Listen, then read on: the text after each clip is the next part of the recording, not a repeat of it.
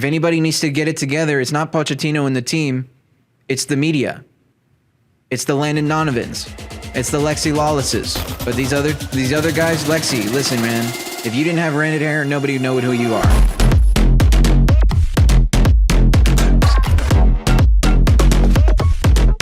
Welcome back, ladies and gentlemen, welcome. a new episode of Between the Posts. What's I up? am your host, well, one of them, Enrique, and right next to me we have... We got Eric. What's going on, everybody? ripping Welcome that back. Bayern. Heard that Bayern jersey right there. Oh man, looking good. They had we'll call it a performance against Auckland FC.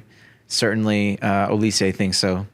Oh, I mean, come on, bro. That's quite a performance there. Anyways, man, we want to thank you all for tuning in to the first... I guess you could call it a pilot episode for our podcast. We love the feedback. We love the comments they thanks for the support so far, you guys. We're pushing bigger and better things, so we're hoping that you guys are going to follow us for the ride.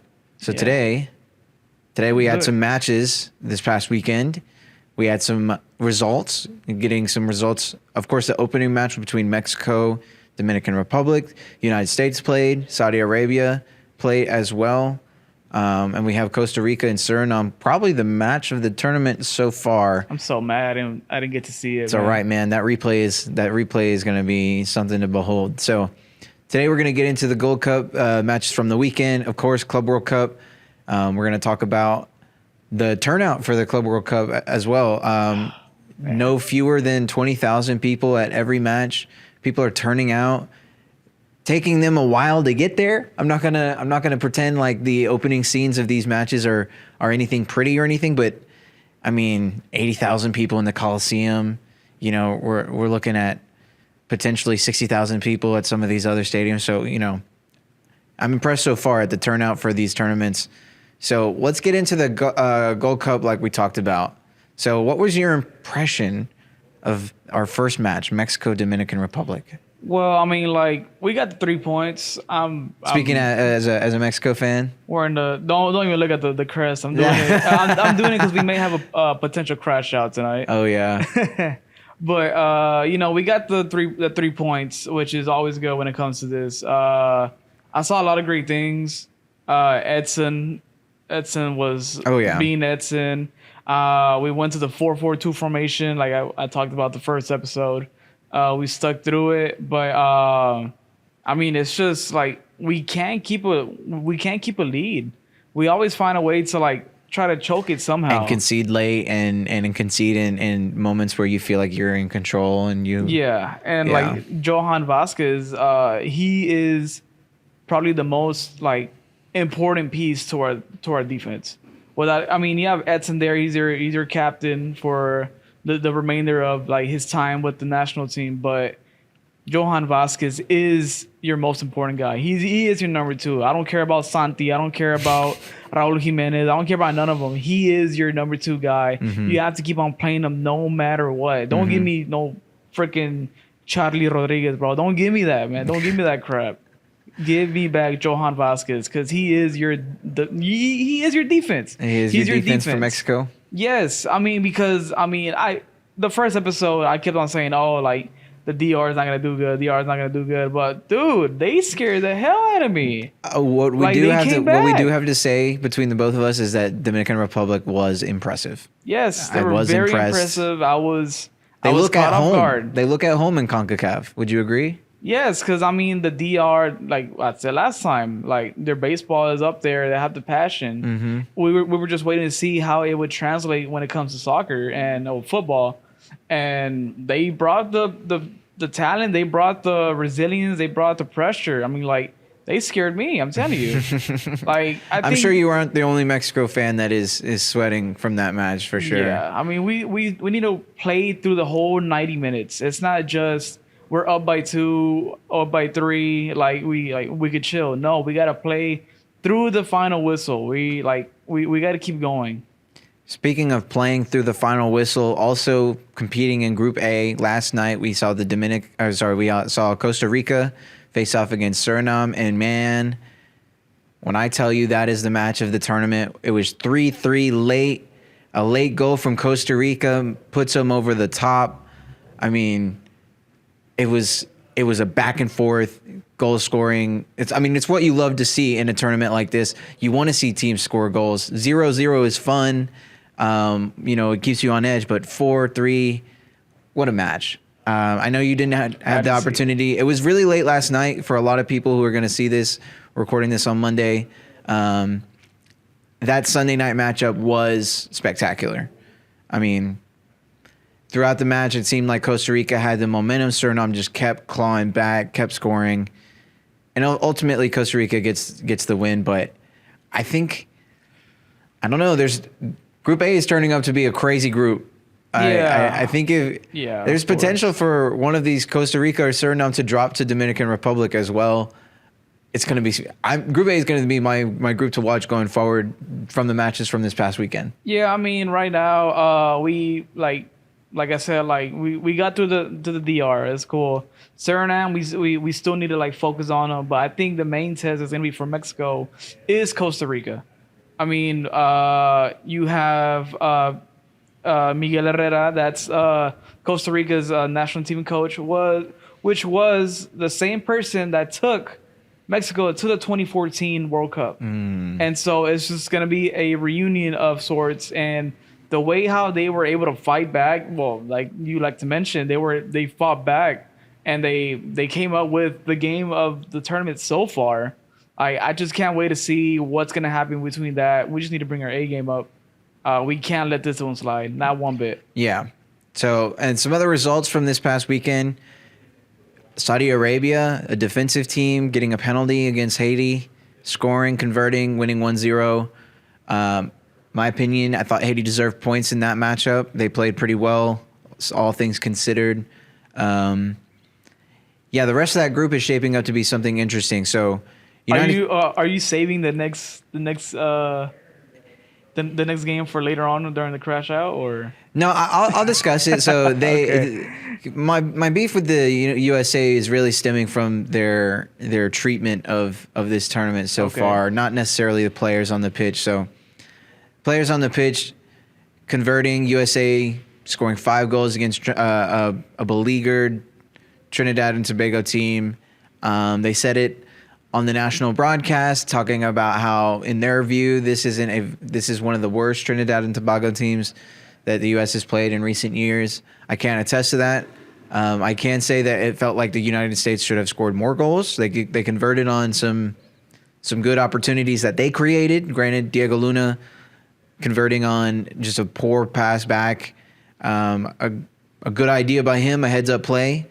You don't really see hey, that's a good move. Yeah. You don't really see too many of those. Normally you're just, that's poor defending. That's a bad pass, whatever.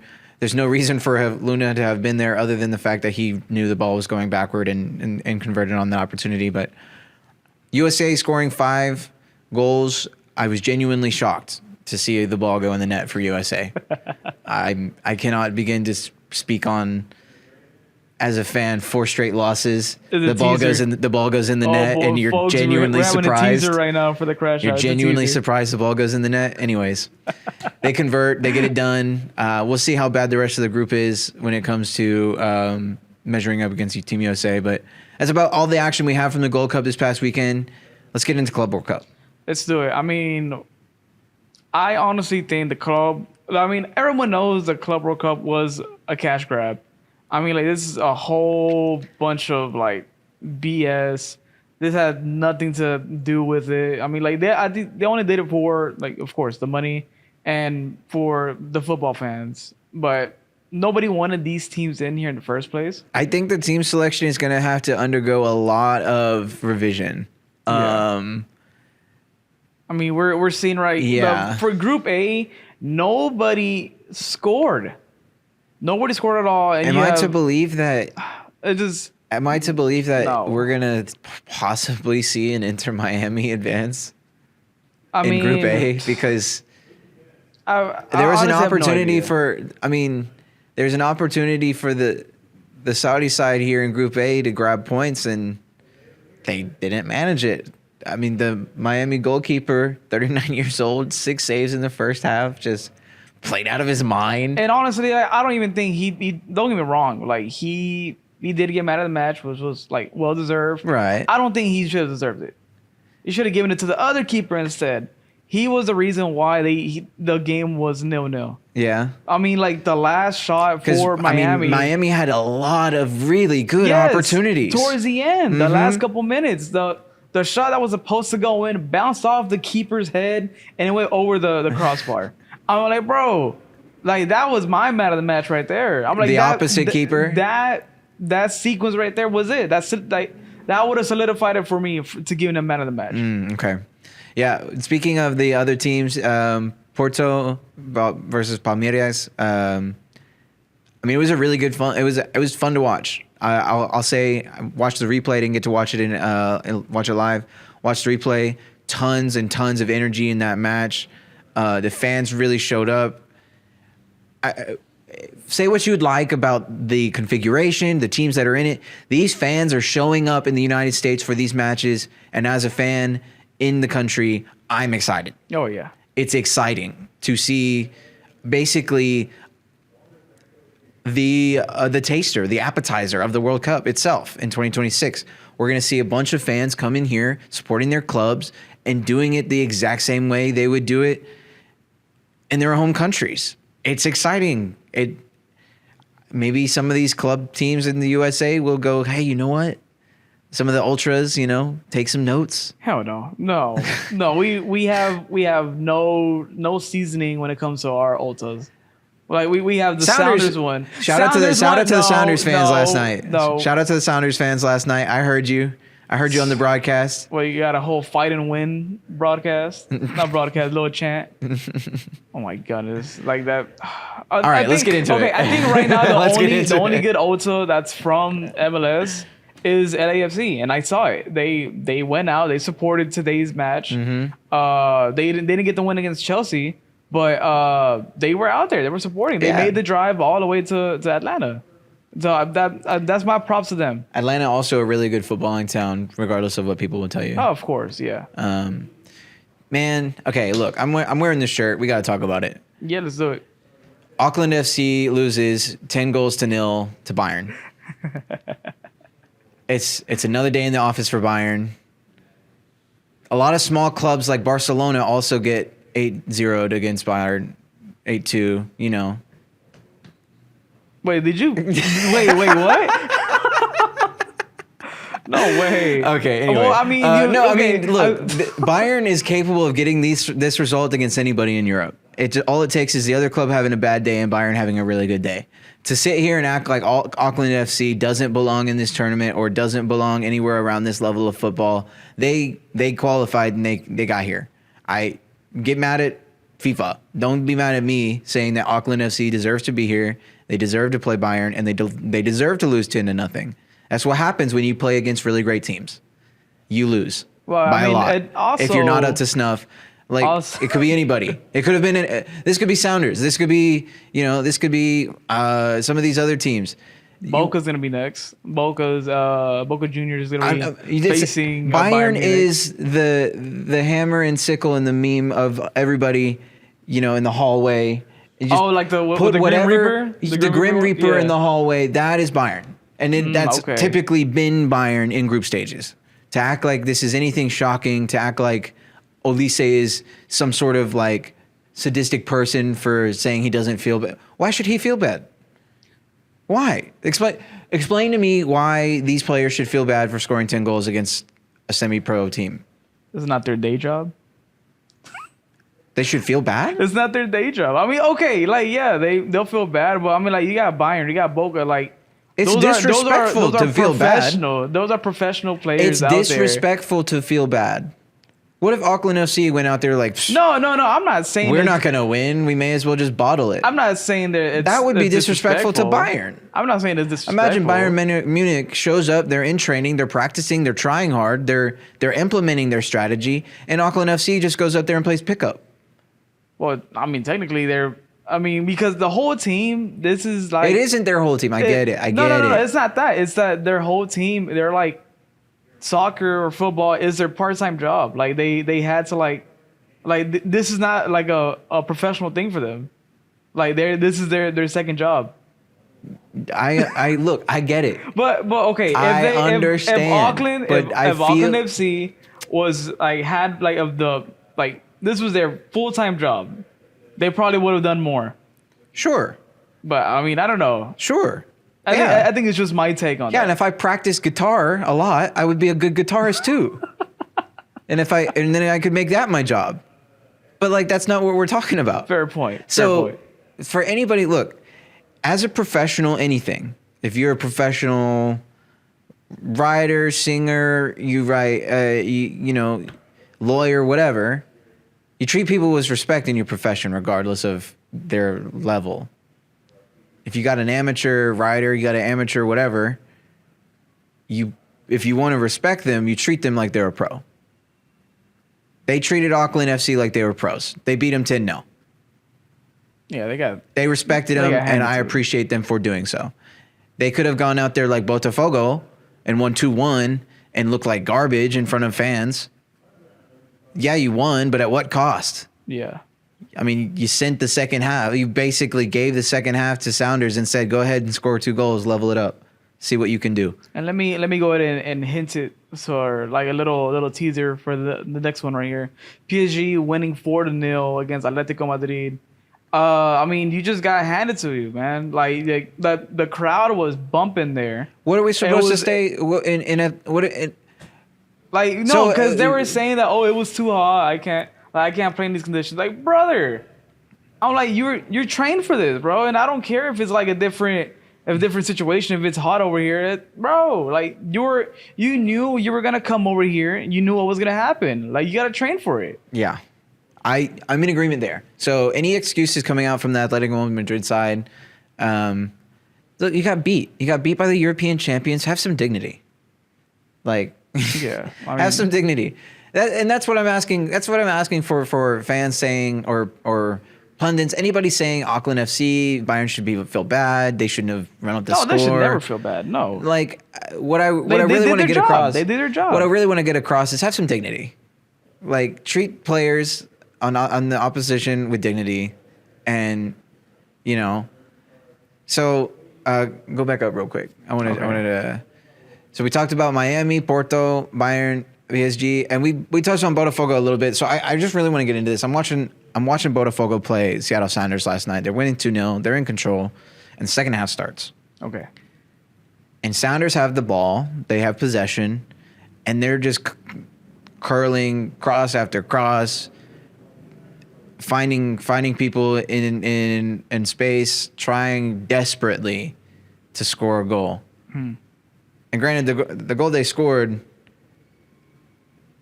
it was pretty weak, but the ball goes in the net, and that's all you really have to think about after that is the ball goes in the net. I mean, it's embarrassing a little bit for the Brazil side, this result, in my opinion. As much as we want to talk about it's embarrassing for Bayern to win 10-0, it's embarrassing to only win by a goal against Sounders last night. Damn, folks. Ooh. The level of football is so far apart that a 2-1 result makes me feel like it's close, and it's not.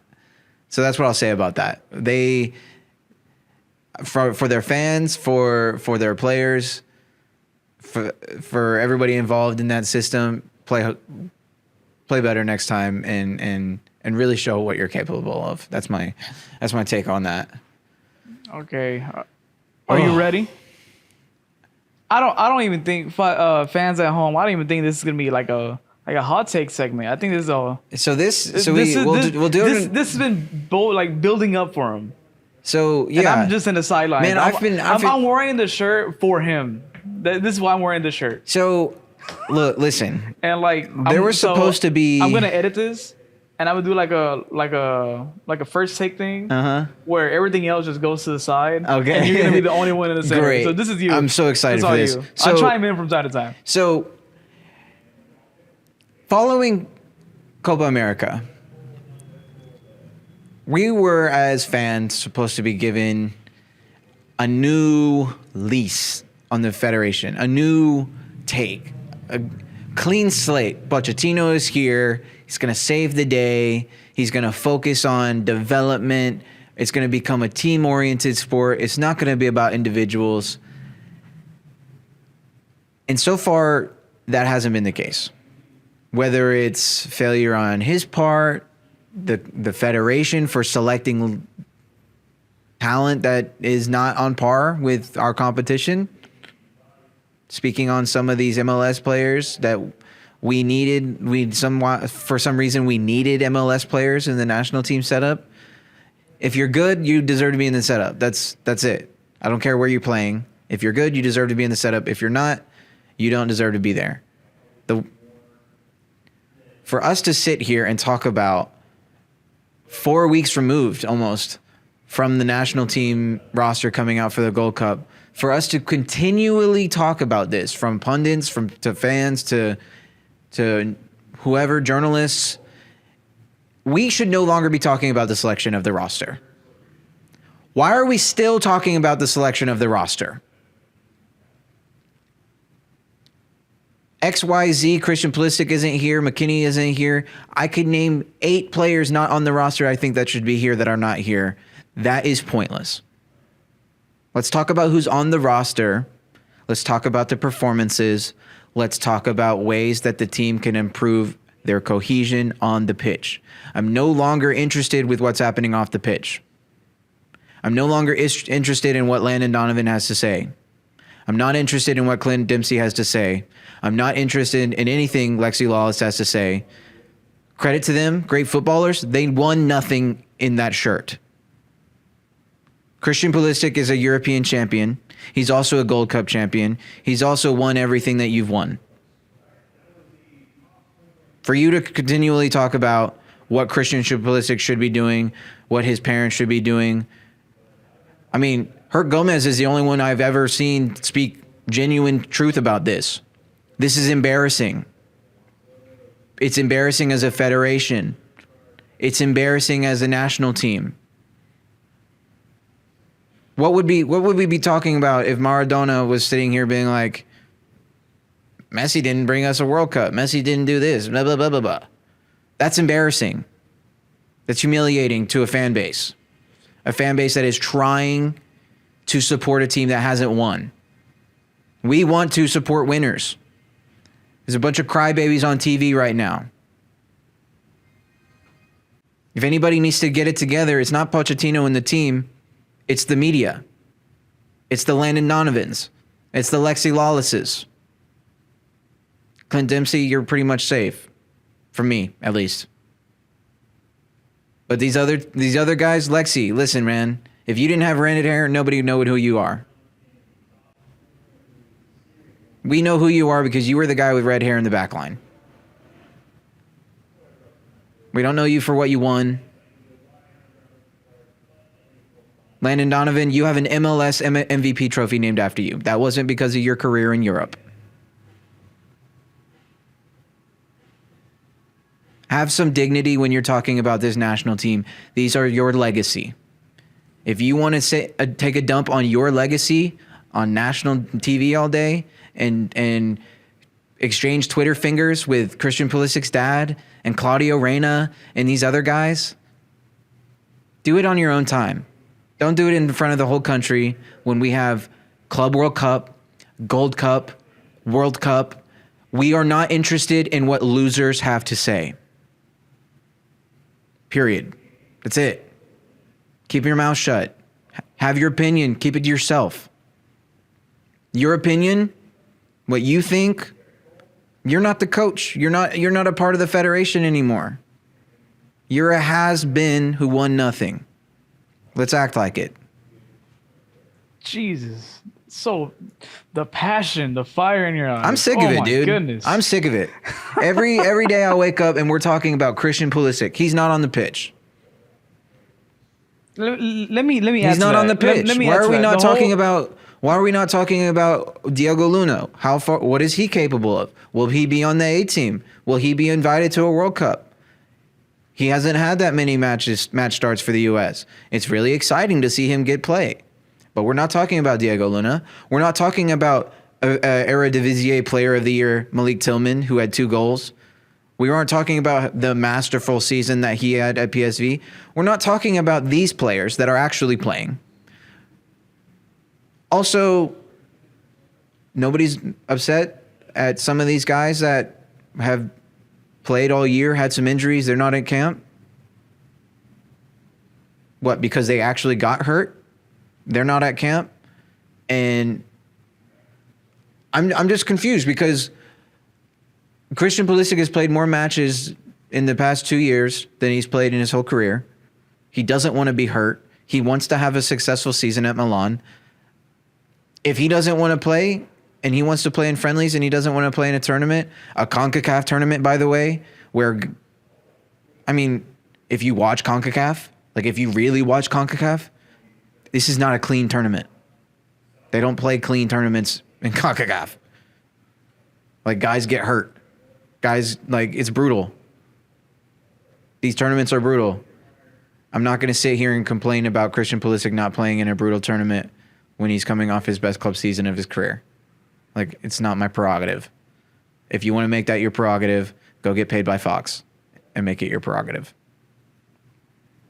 Fox should really like get rid of those guys. I can't. Well, it's just a travesty. It's a tragedy that's that. I mean, the premier channel for watching soccer and football in America has people who don't even like the team. Yeah, I mean, doing commentary for the team. Yeah, I don't even know why they have like. Well, okay, I know why they have those guys because they're the goats of the U.S. soccer. Yeah, they're the recognizable faces of U.S. soccer. Yeah, but if you like, okay, so my last straw for them was whenever it was the Nations League final, well, with the one that just happened with Spain and Portugal. Portugal ended up winning. Mm-hmm. They were celebrating. And Donovan would not shut his mouth. Yeah. He wouldn't shut his mouth about, oh, well, this is the same passion that we need for our team. Like, bro, we're not talking about. You're not even talking we're about not that. talking about our team. Celebrate the team in front of you. In fact, stop not celebrating teams, period. Like, national media has made it their prerogative in all sports, football, baseball, basketball, like soccer, to trash on the sport, to trash on the teams. Like, baseball does the best job, I think, of actually being like, hey, this guy's playing super well. Let's give him his flowers. Yeah. Hey, this team is playing pretty well over the last 10 games. Let's see how they've done it. Like, why are we not discussing the important things, the relevant things? Malik Tillman is on this roster. He's going to play great. He's going to have a great tournament. Let's talk about that. Let's talk about Diego Luna's tournament. Let's talk about the back two pairing. If you're worried about the fullbacks for this U.S. men's national team, Anthony Robinson is not here.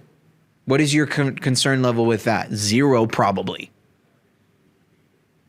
Serginho Dest is not here, coming off of his injury. He needs to get back to full fitness. My concern with that is next to 0. You get a center back pairing, congratulations. You have a full-fledged defense. Tyler Adams is going to be there. He's going to be in the back line, probably as a defensive midfielder, if not a central ball-winning midfielder. He's going to be moving around. Weston McKennie is excellent in defense. Granted, he's not here in this tournament, but what is your what is the concern level? Why are we acting like it is so high? This is a chance for Cardoso to make the first team. Yeah, he had a bad showing defensively against Switzerland, but ultimately the whole team did. Or against Turkey, or whichever team. I can't even remember now. There's just so much disappointment happening all at once. You have the midfielders. Once you solve the back two pairing, you have the fullbacks. Weah will be there. Pulisic will be there. Pulisic performs. Why are we concerned about that? We call him Captain America because he comes to our nation and he acts like he's God. Like he's really, really good when he puts on the shirt. I just don't understand the overall concern levels. Like, we're acting like this. We're 1 year away from a World Cup. We need to be building culture and cohesion. I agree with that.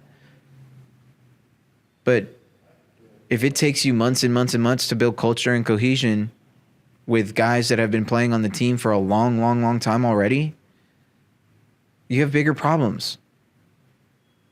Like, this is the Federation's fault, not Christian Pulisic's fault.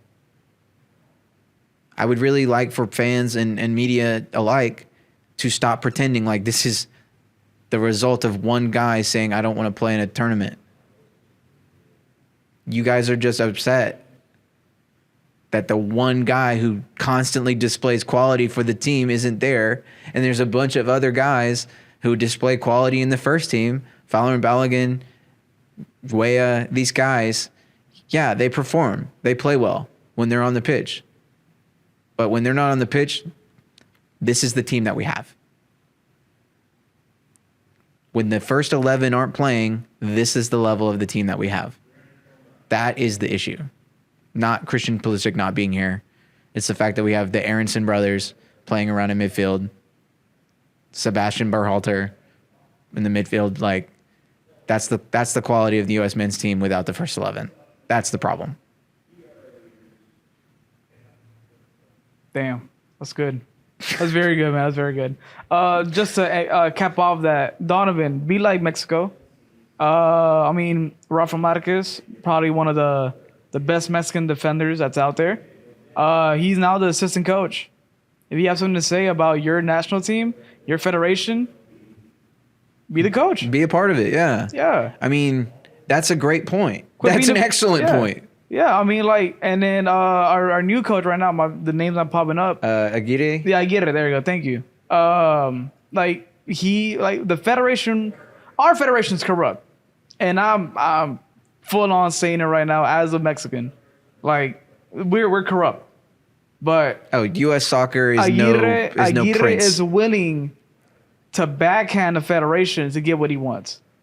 Now, hence, some of his decisions is not what we like to see, but we're getting the result. Mm-hmm. We're still working our way up. We still, like, we're 1 year away.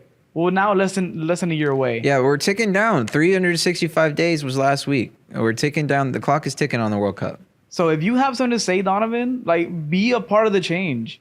Like, be a coach. Tim Howard, you too. Lexi Lala, you too. Standing in front of a camera in a studio is not going to help the team. It's not going to help the team at all. Thank you. Standing in front of a camera and talking about these. You're dividing your country more than you're bringing it together.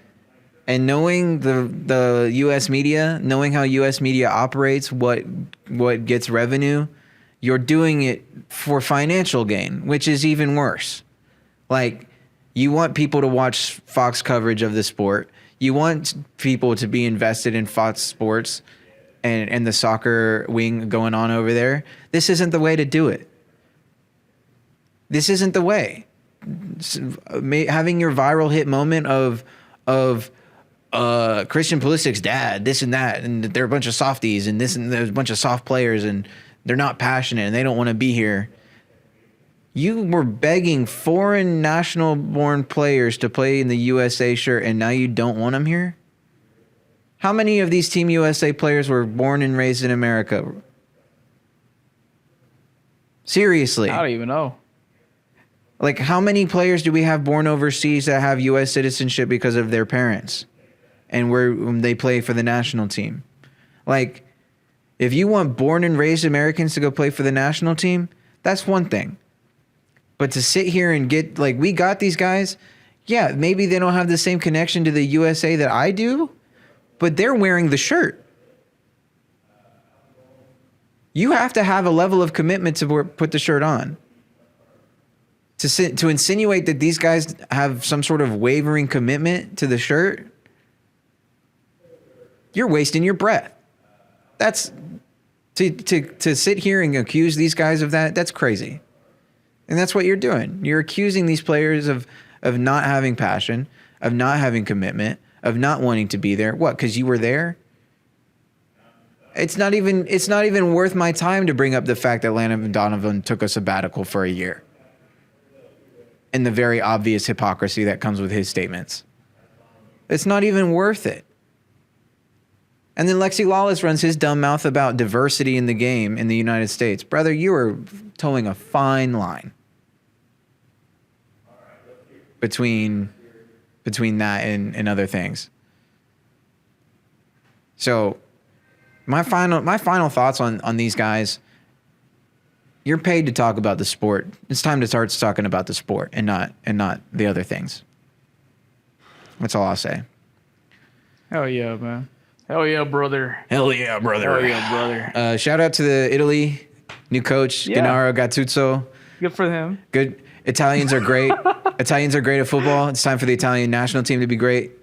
One-hit wonders. Got the Euros a couple years ago. Yeah, one-hit wonders. And then they're not going to come back. Just like Chile, they're not going to come back again. Mexico's getting new uniforms. Hey, yeah, that's fun. We're getting a new home jersey. And I'm actually pretty excited about Team USA's jerseys, their shirts. They look nice. I hate them. You hate the new USA shirts? Yeah, I hate them. I thought they looked good. Mexico's had some really good shirts over the last couple of years, so I get it. Yeah. Yeah, no, I hate the US one. Mexico, we got, if they keep the cream with the maroon on the side, something like that was teased. I like it. Which the home jersey needed to change. Mm. But anything you'd like to add before we send it off here? Man, I just want as a country us to focus on the game. It's a beautiful sport. Everything around it isn't always pretty. Let's talk about the sport. Like, that's what we're here to do. We're not here to talk about people's families. We're not here to talk about people's pasts. We're here to talk about the pitch and what's happening on it and what could potentially happen on it. Like, let's think forward about greatness and not think about the past and what guys should or should not be doing. It's time to focus on who's here, who's playing. Let's talk about that. That's it. Good stuff, man. And if they can't do that, if they can't do that, well, they can just pack don't their bags. Don't be mad at the fans. All of them that are in the beef can go pack up their bags, leave FS Studios, and go make a Tubi original or something like that. I don't know. Tubi original. Yeah. We'd like to thank everyone for tuning into this episode, man. I had a great time. We had a crash out in the second episode, and there's a lot more things like this to come, man. We got more Club World Cup. We got more Gold Cup. We only had, I think Group A only had their first match day, so far. Yeah, and there's more coming up soon for sure. Yeah. We have a couple today, which is we're filming on Monday. And my tournament favorite, Canada, is actually playing not on this Monday, but Tuesday tomorrow. Right. So we'll have the results from their match. Probably a lot more. We're going to be almost done with the group stages by the time we record next, and it'll be really interesting to talk about. I think by then we'll have some players of the tournament to this point. We'll have some teams of the tournament to this point. There's definitely going to be more impressive teams than others.